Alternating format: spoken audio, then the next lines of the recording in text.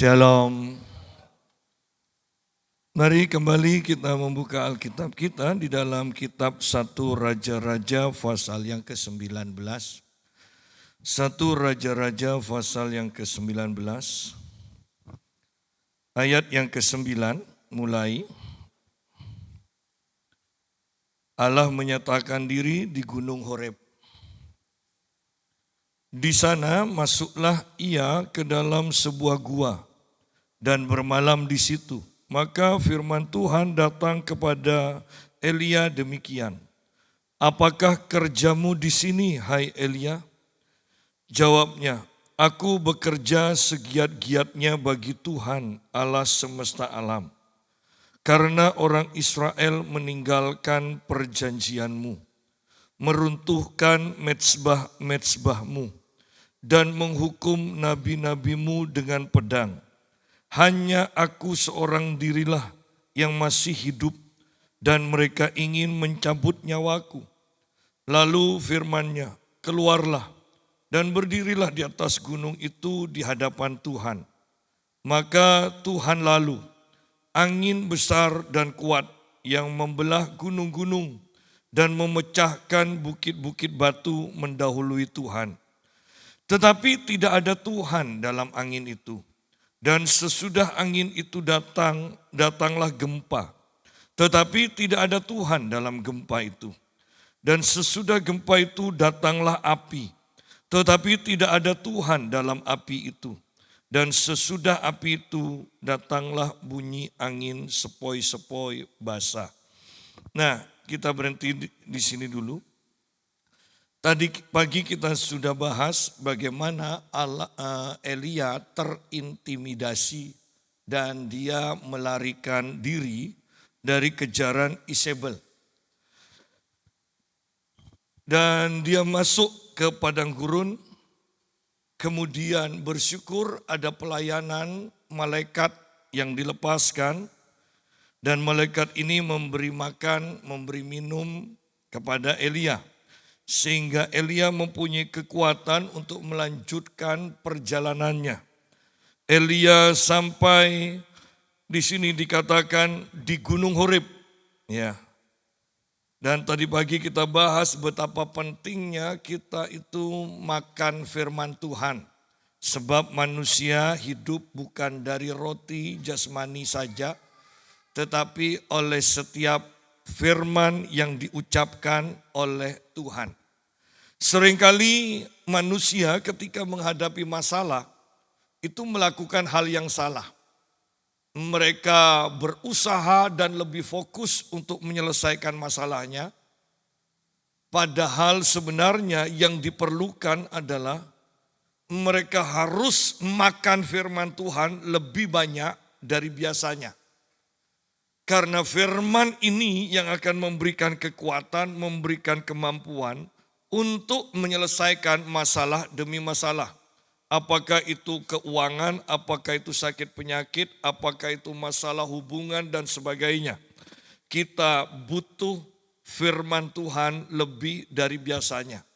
Apalagi di akhir zaman ini, masalah ekonomi semakin parah, masalah sakit penyakit, semuanya masalah amoral juga.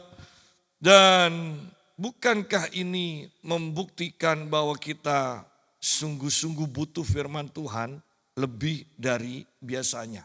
Ya. Dan mari kita sekarang melanjutkan pembahasan kita di sini. Elia sampai ke gunung Allah, yaitu Gunung Horeb. Dan kemudian Elia masuk ke dalam gua. Artinya Elia sekarang sendirian di dalam gua. Dan dia berurusan secara pribadi dengan Allah.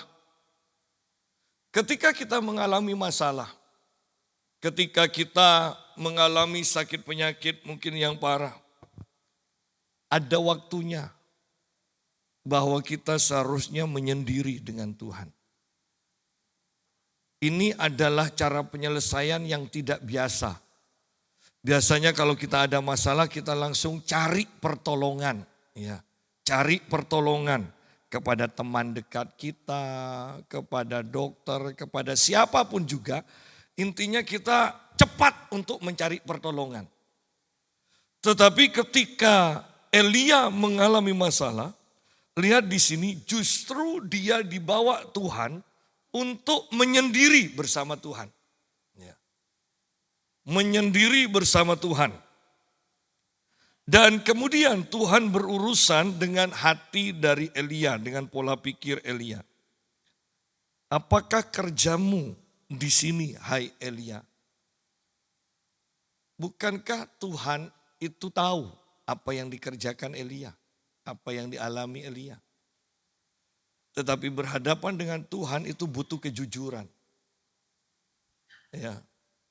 Ketika malaikat Tuhan bergumul dengan Yakub, bukankah dia juga bertanya, siapa namamu? Apakah malaikat Tuhan itu tidak tahu? Tahu. Tetapi disinilah bahwa kita melihat Tuhan menginginkan kejujuran, pengakuan dari kita. Kemudian kita dibawa ke dalam perjanjian baru, bahkan di dalam suratan 1 Yohanes. Apabila kamu mengaku dosamu, maka Tuhan setia dan adil. Dia akan mengampuni segala dosamu. Lihat, bukan minta ampun loh, mengaku. Mengaku, ya Tuhan aku salah. Nah, orang tua kepada anak, kalau anaknya melakukan kesalahan, kan enggak perlu kan anaknya sampai gemeteran, ampun Bapak, enggak perlu. Sampai anak itu mengatakan, ya Bapak aku salah. Nah, ketika sudah mengaku aku salah, aku melakukan ini, selesai urusan. Di sini pun Tuhan menginginkan pengakuan dari Elia. Di sini Elia ditanya, apakah kerjamu di sini hai Elia? Nah, Elia kemudian menjawab begini jawabnya. Aku bekerja segiat-giatnya bagi Tuhan. Ya. Allah semesta alam. Karena orang Israel meninggalkan perjanjianmu. Padahal pada waktu ini Elia sedang melarikan diri. Elia sudah tidak bekerja. Elia takut. Elia ingin mati. Ya. Tetapi Elia menjawab, aku bekerja segiat-giatnya bagi Tuhan. Ada orang-orang yang tidak menyadari loh keadaan dirinya sendiri. Yang berpikir bahwa kita ini masih serohani dahulu. Padahal kita itu sudah turun kerohanian kita. Kita berpikir masih mengasihi Tuhan. Sehingga bahkan menyanyikan atau mengarang lagu pujian. Betapa aku mengasihimu Tuhan. Tetapi mereka tidak sadar bahwa sesungguhnya mereka sudah mengasihi hal yang lain melebihi Tuhan. Ada orang-orang yang berpikir masih beribadah dan sungguh-sungguh beribadah kepada Tuhan. Tetapi ternyata gairah mereka akan Tuhan sudah tidak ada lagi. Nah, ini yang harus dibenahi bahwa ketika ini terjadi, betapa pentingnya kita itu menyendiri bersama Tuhan. Menyendiri, mengadakan pengakuan demi pengakuan. Ya. Aku bekerja segiat-giatnya bagi Tuhan, Allah semesta alam. Karena orang Israel meninggalkan perjanjianmu. Elia menganggap dirinya masih bekerja segiat-giatnya bagi Allah. Itu adalah pengakuan yang salah. Pengakuan salah yang kedua adalah dia menyalahkan bangsa Israel dan menganggap dirinya sendiri saja yang benar. Karena orang Israel meninggalkan perjanjianmu, meruntuhkan mezbah-mezbahmu, dan membunuh nabi-nabimu dengan pedang. Hanya aku seorang dirilah yang masih hidup. Dan mereka ingin mencabut nyawaku. Padahal kebenarannya Tuhan sendiri berkata di ayat 18 pada akhirnya, dia berkata begini. Tetapi aku akan meninggalkan, terjemahan yang tepat itu sebenarnya berkata, tetapi aku masih meninggalkan 7.000 orang di Israel, yakni semua orang yang tidak sujud menyembah Baal dan yang mulutnya tidak mencium dia. Allah masih meninggalkan, dikatakan ada 7.000 orang benar. Bahwa kalau kita itu tidak menyendiri bersama Tuhan, kita tidak akan tahu loh. Elia kalau dia tidak menyendiri di gua itu bersama Tuhan, Elia tidak akan pernah tahu kebenaran ini. Bahwa ternyata bukan hanya dia sendiri yang paling benar, bukan dia tinggalkan sendirian, tetapi masih ada 7.000 orang benar. Dia tidak sendirian. Nah kan pola pikir yang salah itu akan membuat beban kita itu semakin berat. Bayangkan Elia berpikir hanya aku seorang diri. Kan bandingkan dengan Tuhan masih ada 7.000 bersama aku. Loh, bebannya kan sudah beda dengan pola pikir yang berbeda. Belum bertemu, belum berkumpul, belum bekerja sama dengan yang 7.000. Tetapi dengan mengetahui ada 7.000 orang benar masih, kan bebannya sudah tidak seberat ketika kita berpikir kita seorang diri. Ya. Kenapa orang-orang stres dalam pelayanan?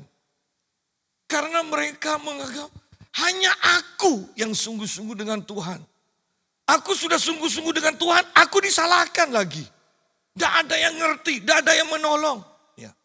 Nah kalau sudah berpikir seperti itu, beban pikiran ini sangat berat bagi kita.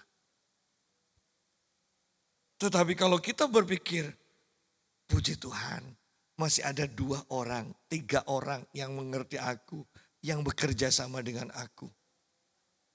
Ya. Maka beban akan semakin ringan. Ya. Elia kesalahannya adalah menganggap hanya dia seorang diri. Sehingga bebannya sangat berat. Ketika dia mendapatkan hantaman terakhir, istilahnya hantaman terakhir dari Isabel, besok aku akan membunuh Elia, akan memenggal kepalanya. Beban yang sudah itu maksimal, ditambah roh intimidasi seperti itu, Elia putus asa. Sidang jemaat, hati-hati ketika kita ada di masalah, di mana masalah itu sudah begitu maksimalnya, yang seakan-akan kalau didorong sedikit aja pakai jari, Anda langsung jatuh. Dan tanpa sadar, banyak orang yang sebenarnya hidupnya seperti ini. Masalahnya sudah begitu beratnya. Ya, begitu beratnya. Sehingga hanya diselentik sedikit saja, dia jatuh. Elia kita lihat.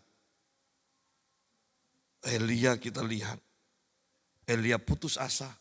Dia ingin mati. Dia melarikan diri. Nah kembali kepada pembahasan kita sekarang. Ayat yang ke-11, lalu firman Tuhan, keluarlah dan berdiri di atas gunung itu di hadapan Tuhan. Maka Tuhan lalu, angin besar dan kuat yang membelah gunung-gunung dan memecahkan bukit-bukit batu mendahului Tuhan. Tetapi tidak ada Tuhan dalam angin itu. Dan sesudah angin itu datanglah gempa. Tetapi tidak ada Tuhan dalam gempa itu. Dan sesudah gempa itu datanglah api. Tetapi tidak ada Tuhan dalam api itu. Dan sesudah api itu datanglah bunyi angin sepoi-sepoi basah. Hal yang patut disyukuri adalah Elia masih kenal Tuhan. Ya. Elia masih bisa membedakan hadirat Tuhan itu ada atau tidak. Nah, itu yang dimiliki Elia. Tidak mudah loh. Elia sudah mengenal Allah yang dahsyat. Dan ketika di sini dikatakan ada angin yang besar. Itu kan berbicara tentang kedahsyatan. Dikatakan di sini anginnya, maka Tuhan lalu angin besar dan kuat yang membelah gunung-gunung dan memecahkan bukit-bukit batu mendahului Tuhan. Kalau kita tidak kenal Tuhan secara intim, betapa mudahnya kita menganggap angin itu adalah Tuhan. Bahwa di dalam angin yang dahsyat yang bisa memecahkan batu itu, oh ini pasti Tuhan. Apalagi kan di sini Elia sedang berbicara dengan Tuhan dan tiba-tiba angin itu begitu kencangnya. Ternyata tidak ada Tuhan. Dan bersyukur Elia tahu. Kemudian ada gempa yang begitu dahsyat. Betapa mudahnya juga Elia kalau tidak punya hubungan intim dengan Tuhan. Dia akan berkata, wah pasti ini Tuhan. Ternyata tidak ada Tuhan. Iya. Ternyata tidak ada Tuhan. Kepekaan hal ini, seperti ini penting loh. Seorang ibu di Banyuwangi datang pada saya pernah saksikan ini. Dia berkata, ketika dia tidur, seringkali suaminya itu pergi bekerja malam, tetapi dia merasa ada sesosok tubuh yang tidur di sampingnya, yang bahkan memeluk dia. Dia bilang, saya tahu ini bukan suami saya. Nah, seperti itu loh. Kalau dia tidak kenal suaminya, kan sudah pikiran gampangnya. Siapa lagi yang berani tidur masuk di kamarnya dan tidur di kasur yang sama dengan dia, kalau bukan suaminya. Ya. Tetapi dia bisa tahu, ini bukan suami saya. Dan memang itu adalah roh jahat yang masuk dan tidur di sampingnya. Sampai si istri ini tidak kenal suaminya, betapa mudahnya dia akan terkecoh dan membiarkan roh jahat ini tetap ada di sampingnya. Paulus katakan hati-hati bahwa setan pun bisa menyamar menjadi malaikat-malaikat terang. Kalau kita tidak kenal Tuhan secara pribadi, biasa terhubung dengan Tuhan dan mengenal malaikat-malaikat, hadiratnya malaikat itu seperti apa, ya, cara bicaranya malaikat itu seperti apa. Maka ketika ada roh jahat menyamar menjadi malaikat terang, kita akan terkecoh.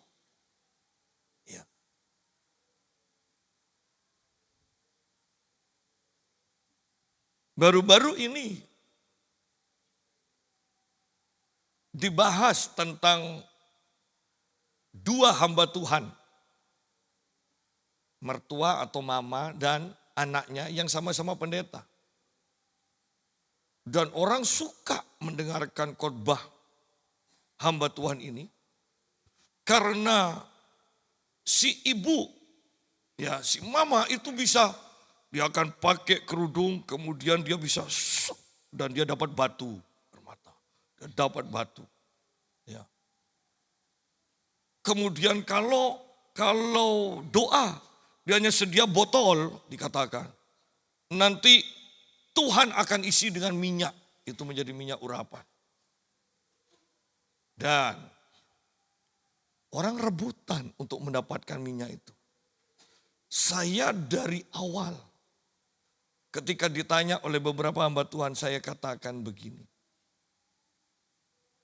Kalau memang sering dapat batu dan itu batu memang batu berharga. Kenapa kok enggak jemaatnya dikasih aja satu persatu, ambil kasih. Kan enggak ada jemaat yang miskin. Dan akhirnya ada orang iseng membawa itu batu. Ternyata itu hanya kaca biasa. Ya. Kemudian seandainya pun itu berharga. Ya. Cara Tuhan tidak seperti itu. Ya. Cara Tuhan tidak seperti itu. Siapa yang ditinggikan kalau seperti itu?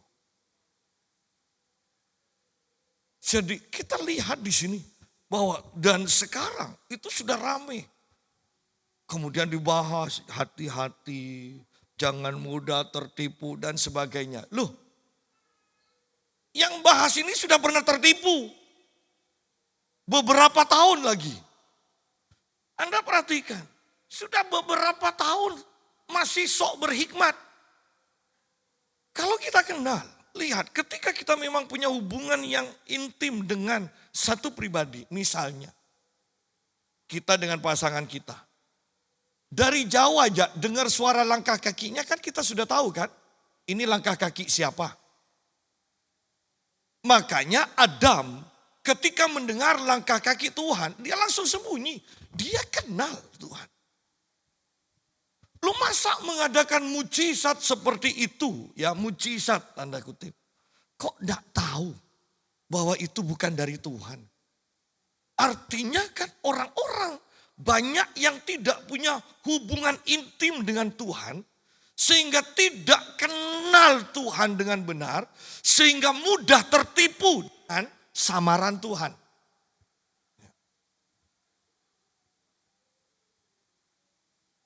Nah di sini kalau lihat gayanya, oh ini Tuhan. Angin yang dahsyat, ya kan. Gempa yang dahsyat, bahkan api. Dan ini kan baru-baru ini saja. Ya, lihat di sini. Ini kan baru-baru ini saja Tuhan menjawab Elia dengan api. Dan sekarang ada api juga. Dan sesudah gempa itu datanglah api. Tetapi tidak ada Tuhan dalam api itu. Baru istilahnya, baru kemarin api Tuhan hadir. Kok sekarang? Kan dengan mudahnya seharusnya Elia mengatakan, pasti ini Tuhan.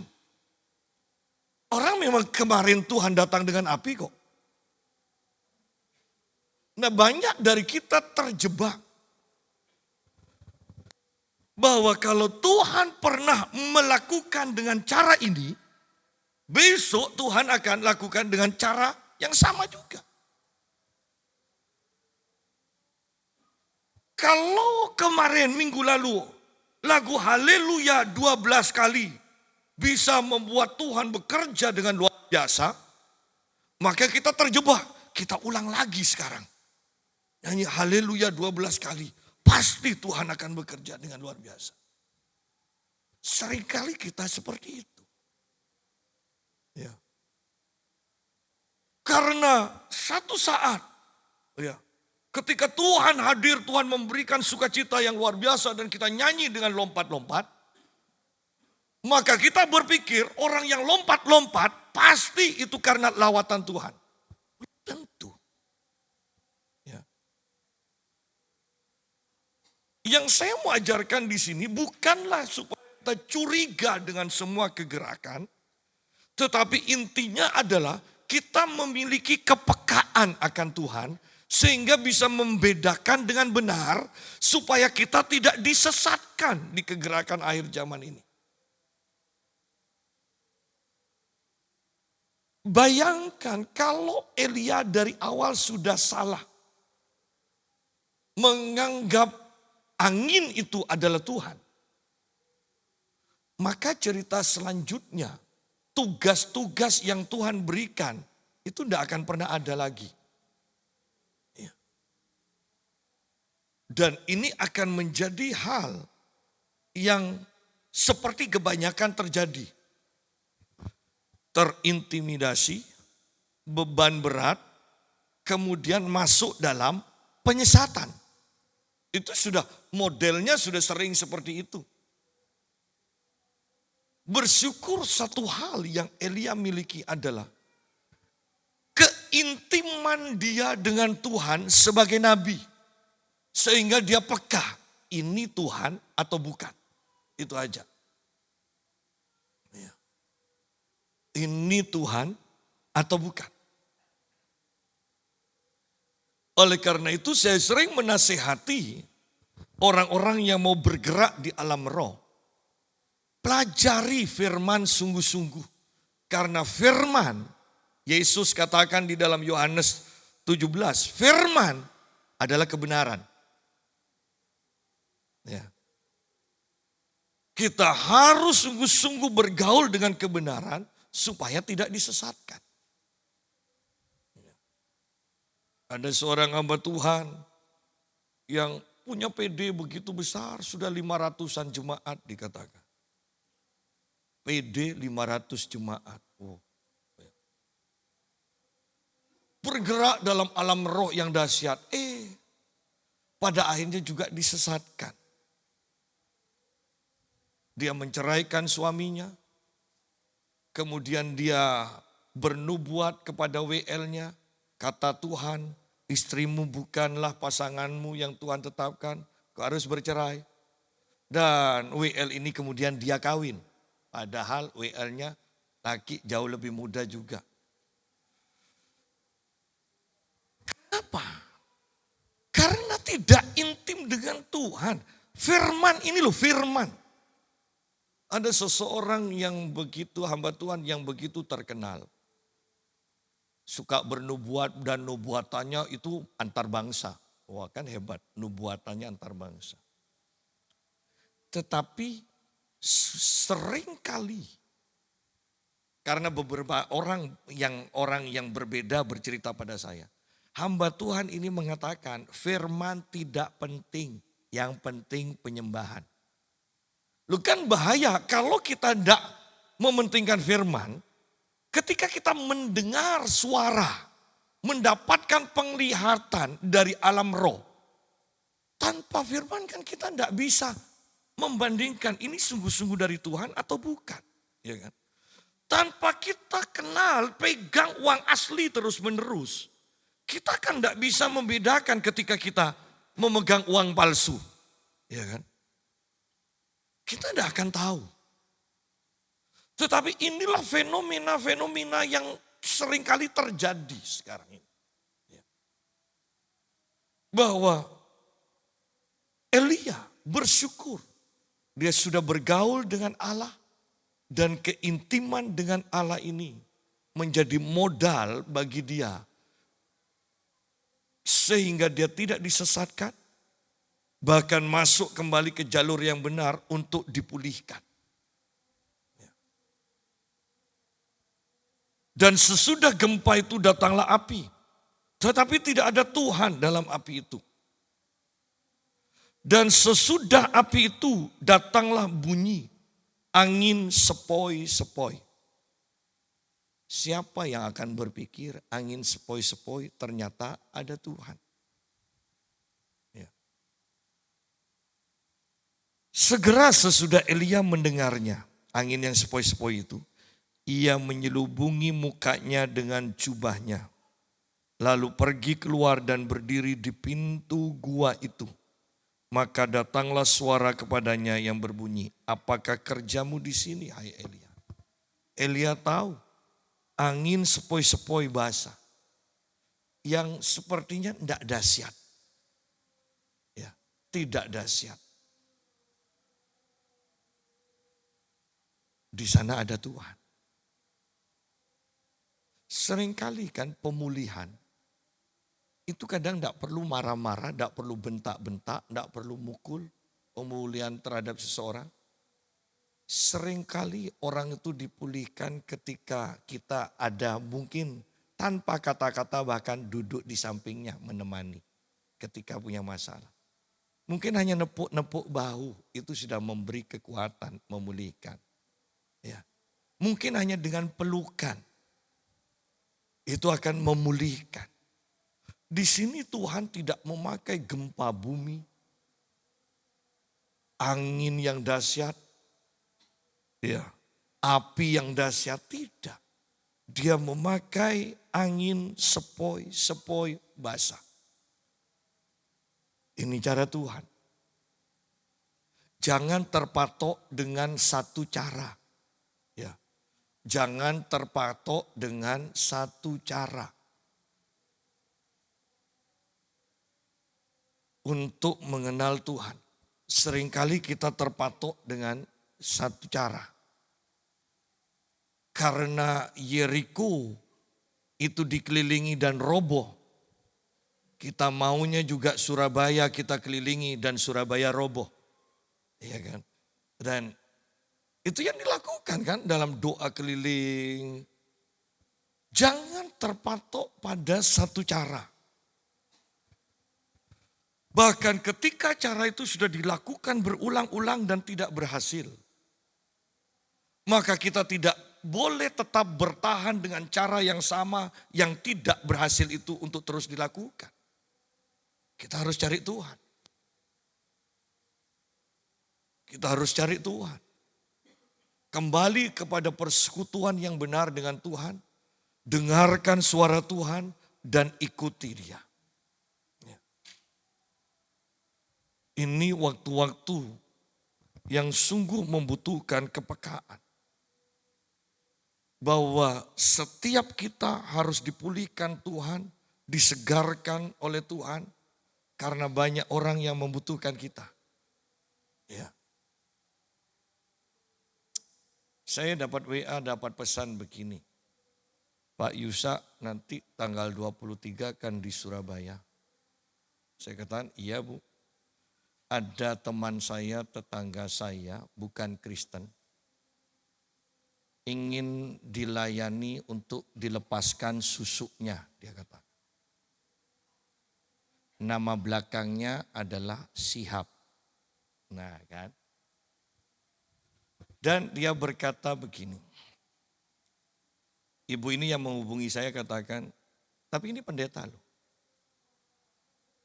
Dan yang mau dilepaskan ini berkata, enggak apa-apa, saya lebih senang dilayani pendeta daripada ustadz.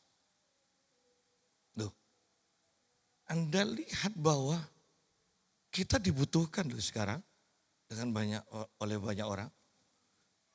Kalau kita tidak mempersiapkan diri mulai sekarang. Bukan supaya kita kelihatan hebat, tetapi saya sering kali katakan, karena banyak orang butuh pertolongan, itu loh. Ya. Banyak orang butuh pertolongan. Di sini, masalah demi masalah ke depannya belum selesai. Sehingga Elia butuh penyegaran supaya dia bisa mengurapi orang-orang selanjutnya. Sidang jemaat, ini bukan waktu-waktu yang dimana kita seharusnya santai-santai. Oh tidak. Ini waktu-waktu yang menentukan. Makan firman 2 kali ganda. Cari Tuhan sepenuhnya. Tadi malam saya melayani di Surabaya. Dan yang punya PD berkata begini. Menurut Pak Yusa, tadi bagaimana ibadahnya? Oh bagus. Atmosfernya bagus saya bilang. Bahkan itu kalau sampai diteruskan. Kalau itu diteruskan penyembahan itu saya bilang. Kita tidak makan sekarang ini sih. Karena itu sudah waktu makan, kita tidak akan makan. Saya kenal bagaimana Tuhan itu ketika hadir. Dan masih banyak orang yang tidak puas ketika Tuhan hadir sedemikian rupa, masih berusaha lagi untuk bergantung dengan orang-orang lain. Saya katakan tidak usah fokus kepada hamba-hamba Tuhan yang lain. Fokus yuk bagaimana meningkatkan hadirat Tuhan yang dimanifestasikan di dalam PD-mu saja. Ya. Saya katakan, itu kan istilahnya tadi, Tuhan kasih ngicip. Kalau hanya dikasih ngicip jangan puas. Minta lebih banyak lagi untuk diminum. Bukan hanya sekedar ngicip. Nah, banyak orang Kristen ketika mengejar Tuhan atau minta penyegaran dari Tuhan, Tuhan kasih icip aja sudah puas. Seharusnya jangan, kejar terus. Kata kecaplah dan lihatlah. Betapa baiknya Tuhan. Kata betapa. Itu kan tidak cukup hanya dikecapkan. Terus kejar lagi, kejar lagi. Karena Tuhan bukan sekedar baik. Tetapi betapa baiknya Tuhan. Ya.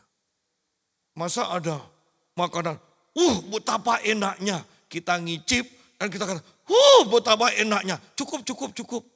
Kan tidak mungkin kan. Kalau sudah bilang betapa enaknya, kita pasti kurang. Kita kurang. Kalau kita mengatakan betapa dahsyatnya Tuhan, betapa baiknya Tuhan, betapa Tuhan mengasihiku, lalu kok tidak ngejar Tuhan? Kok tidak ngejar Tuhan? Kok hanya puas seperti itu? Tuhan sangat baik. Tuhan sangat baik. Beberapa bulan ini, saya membutuhkan uang yang lebih.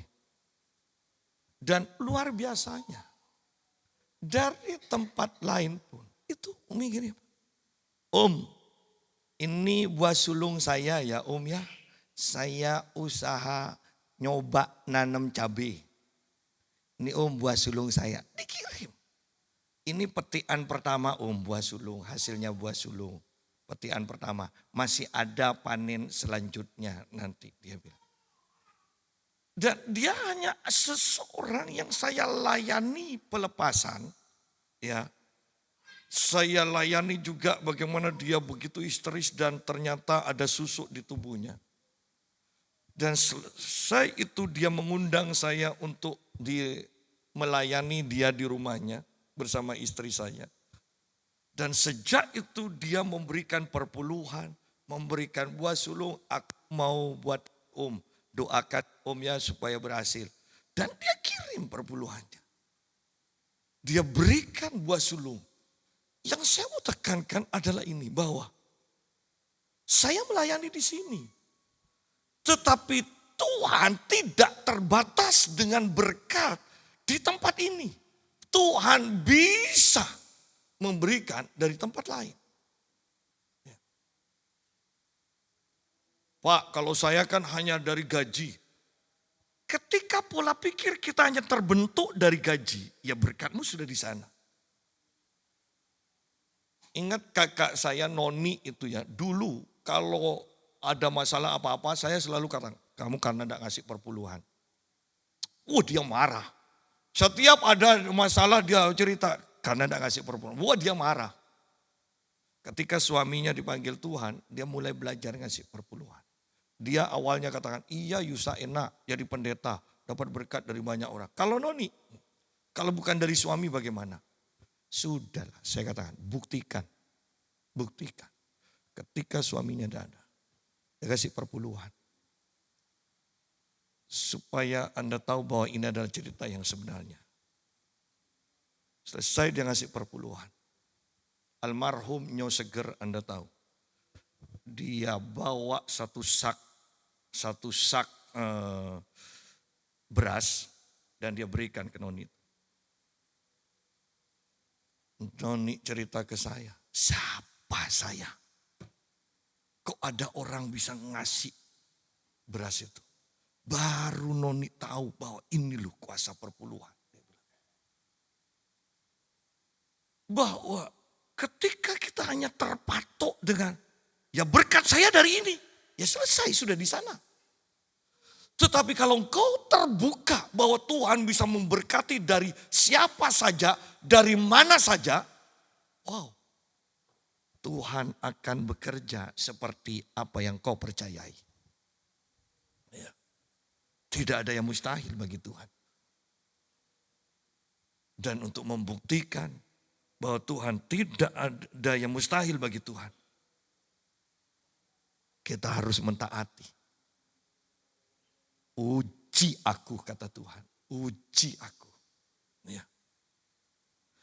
Nah, kembali kepada pembahasan kita. Apakah kerjamu di sini, hai Elia? Ayat 14, jawabnya. Aku bekerja segiat-giatnya bagi Tuhan, Allah semesta alam. Kembali, Elia mengadakan pengakuan yang sama. Karena orang Israel meninggalkan perjanjianmu, meruntuhkan mezbah-mezbahmu, dan membunuh nabi-nabimu dengan pedang. Hanya aku seorang dirilah yang masih hidup, dan mereka ingin mencabut nyawaku. Mereka ingin mencabut nyawaku. Kan seakan-akan mau berkata, Tuhan, aku satu-satunya loh Tuhan yang setia kepada kamu. Kalau mereka cabut nyawaku, enggak ada yang setia lagi loh Tuhan. Nah, firman Tuhan kemudian berkata begini, pergilah, kembalilah ke jalanmu. Kalau Anda baca kitab Yeremia, Anda akan banyak membaca, kembalilah ke jalanmu yang dahulu engkau tempuh. Kembalilah ke jalanmu. Ini kan bicara pertobatan. Bahwa Elia melarikan diri. Tetapi Tuhan katakan kembali. Kembali. Jangan melarikan diri lagi. Ayo kembali. Bertobatlah. Sidang jemaat. Ingat. Tuhan Yesus berkata kepada jemaat di Efesus. Perhatikan, dari mana engkau jatuh? Ya. Terjemahan baru berkata, betapa dalamnya engkau sudah jatuh. Sebenarnya bahasa aslinya lebih mengacu kepada dari mana engkau jatuh. Lakukanlah lagi. Nah, Anda harus sadar jatuhnya di mana dan kembali perbaiki. Kenapa kau bisa meninggalkan Tuhan? Oh, karena aku lebih memikirkan, lebih mementingkan, lebih mengasihi ini. Nah, setelah tahu, tinggalkan itu, kembali mengasihi Tuhan lagi. Nah, di sini pun sama. Pesan Tuhan kepada Elia adalah, kembalilah ke jalanmu. Kembalilah ke jalanmu. Melalui padang gurun. Ke Damsyik. Awalnya Elia sendiri yang memilih masuk ke padang gurun. Ya. Sekarang Tuhan, pemulihan dari Tuhan pasti akan membawa kita kembali ke padang gurun. Tetapi ingat, sekarang adalah atas perintah Tuhan. Bukan Elia ingin mati di padang gurun, tetapi sekarang Tuhan yang memerintahkan Elia kembali ke padang gurun yang merupakan pemurnian. Bukan keputusasaan, tetapi sekarang pemurnian, pemulihan. Bukan ujuk-ujuk langsung semsalabem berubah. Oh tidak. Kembali ke jalanmu, masuk kembali, lewati padang gurun itu lagi. Sidang jemaat, banyak orang yang tidak mau proses ini. Bahwa kita harus kembali dari awal lagi. Kembali dari awal lagi.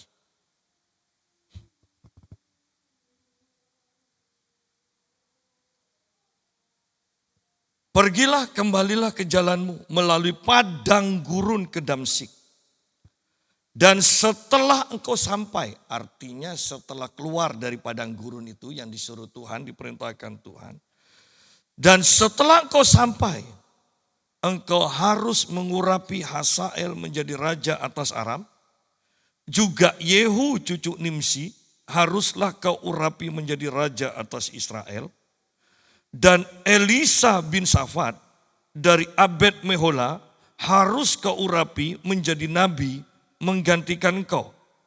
Maka siapa yang terluput dari pedang Hazael akan dibunuh oleh Yehu, dan siapa yang terluput dari pedang Yehu akan dibunuh oleh Elisa.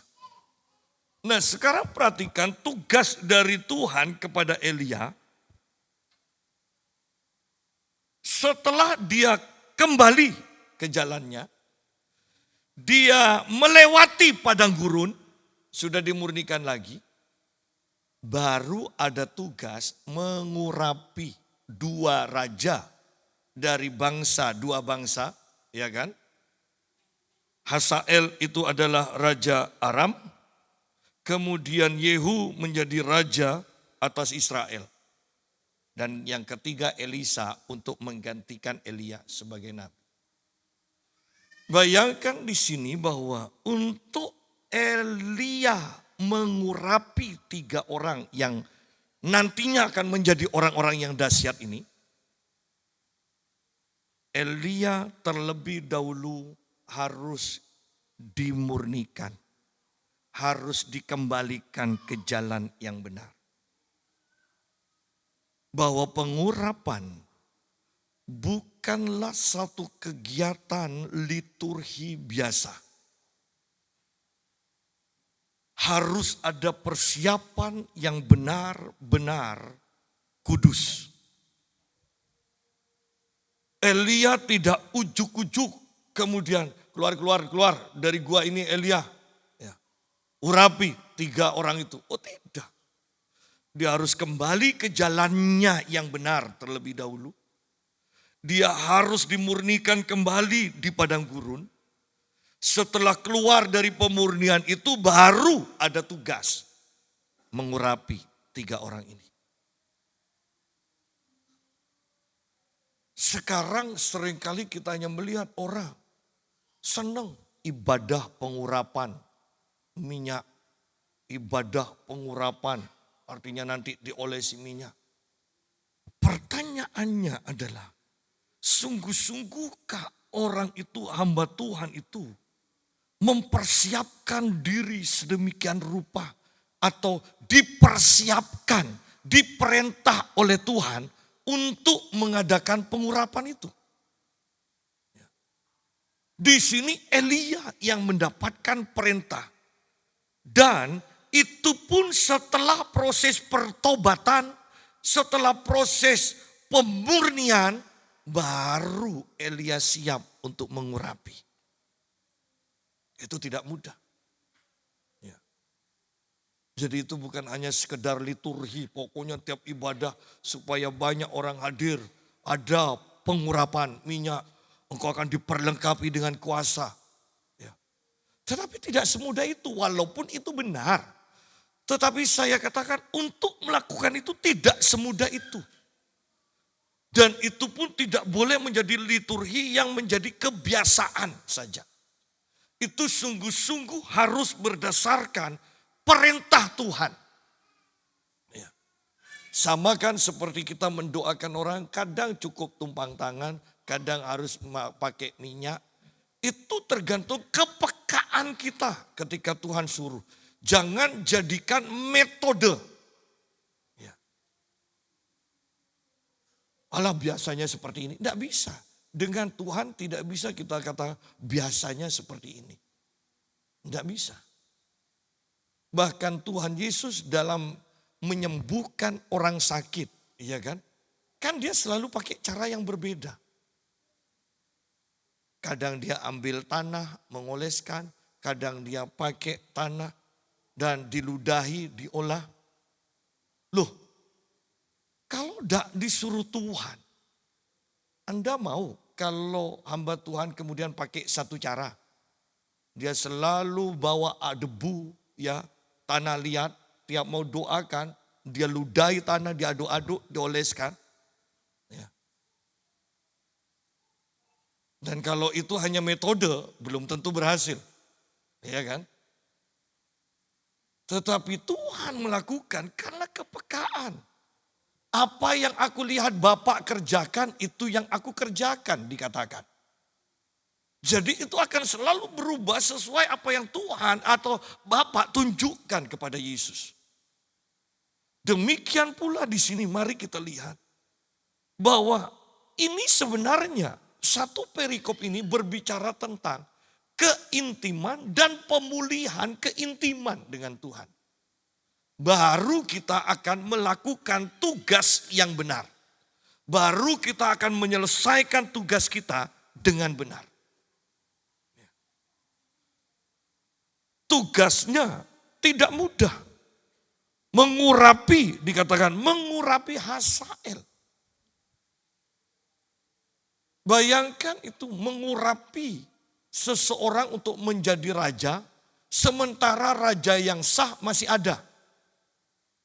Dan itu bukan permintaan raja yang berkuasa loh.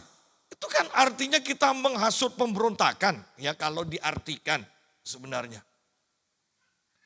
Itu hukum pancung, hukum penggal atau apapun namanya. Kalau melakukan itu. Tugasnya berat. Tugasnya berat. Bahkan Elia ini masih menjadi nabi. Tuhan sudah katakan. Urapi Elisa untuk menggantikanmu. Loh ini kan lebih berat lagi. Hampir setiap orang yang akan memasuki masa pensiun itu bukannya senang loh. Mereka sedih. Ya. Bayangkan di sini Elia dikatakan urapi Elisa yang akan menggantikanmu. Ini kalau tidak atau belum dimurnikan. Ini tugas yang sangat-sangat berat. Kalau bisa sudahlah khusus yang ini jangan. Ya kan? Kalau orang lain digantikan orang ini, orang lain digantikan ini. Kan enak kan urusannya. Tapi kalau sudah sampai, kamu sudah cukup ya. Apalagi kalau kita lagi di puncak-puncaknya dan kemudian Tuhan katakan lepaskan, berikan pada orang lain. Itu tidak mudah. Itu butuh dulu kembali dulu ke jalan yang benar. Dimurnikan, tidak ada agenda pribadi. Hanya khusus taati Tuhan, baru itu bisa terjadi. Ya.